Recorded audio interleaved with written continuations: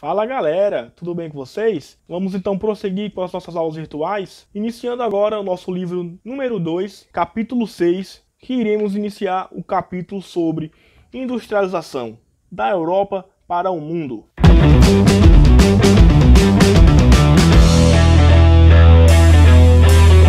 Iniciaremos a aula então aí na página 5 do livro, falando sobre o contexto da industrialização. Primeiro é importante sabermos que o capitalismo ele atingiu uma escala global, ou seja, quase todos os países do mundo são capitalistas, inclusive o Brasil, que tem como característica principal a obtenção do lucro. Então, lá no início, no século XV, no começo desse capitalismo comercial, a gente tinha uma ampliação das relações comerciais, ou seja, havia a necessidade de aumentar a produção e começou então a ocorrer mudanças nesses processos produtivos, que vai ser representada pelas revoluções industriais. No século XIX, com o processo de neocolonialismo, que já falamos um pouco sobre isso, a gente vai ter essas potências mundiais disputando entre si por matérias-primas e novos mercados consumidores. E é quando se estabelece também as relações intercontinentais. Mas antes disso, é importante retornarmos a uma das primeiras descobertas importantíssimas da humanidade, que foi o domínio do fogo. Então, na história da humanidade, a gente vai ter habilidades e conhecimentos adquiridos, que ajudará ao ser humano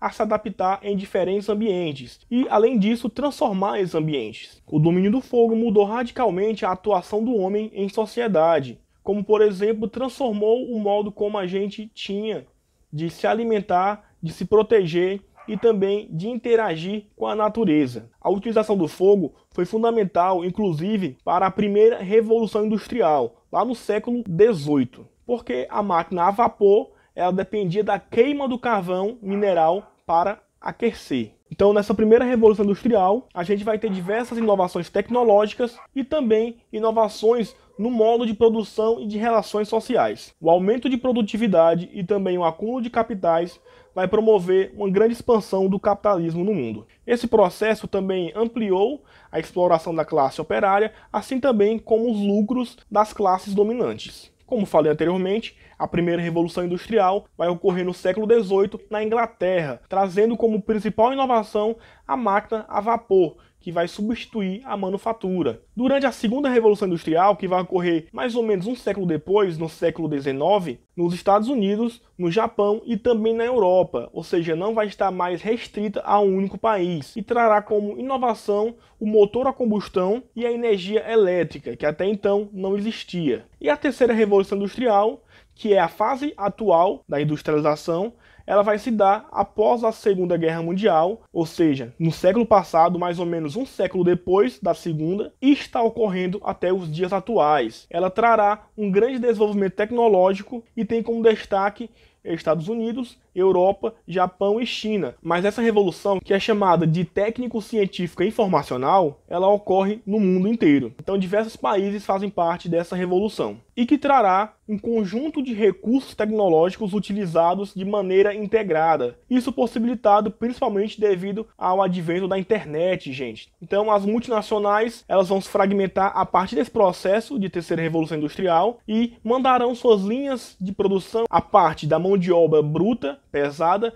para países ou regiões do mundo onde darão para elas maiores vantagens, seja de mão de obra barata, seja de matéria-prima barata, seja de incentivos fiscais, ou seja, lhes darão maior lucro. E é nessa fase da Revolução Industrial que a gente vai ter pesquisas em tecnopolos. E aqui estamos falando de locais onde vão ser financiados para desenvolver pesquisas tecnológicas. A gente tem no Brasil, por exemplo, o Tecnopolo de São José dos Campos, em São Paulo, onde desenvolvem-se pesquisas da Embraer e também de instituições federais pelo Brasil inteiro, que são essas instituições federais públicas que desenvolvem mais de 90% da pesquisa brasileira. Entretanto, como é de praxe em nossa sociedade, essa participação ela é desigual. Por quê?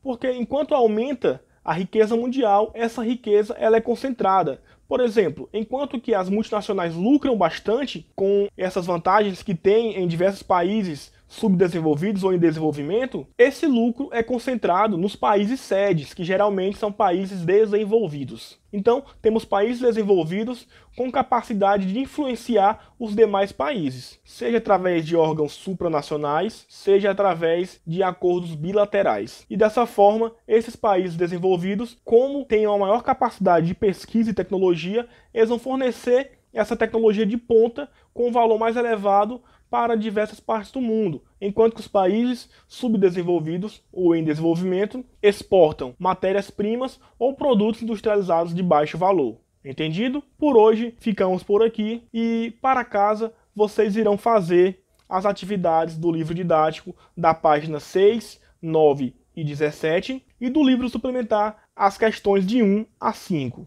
Compreendido? Belezinha? Até a próxima, se cuidem, bons estudos e fui!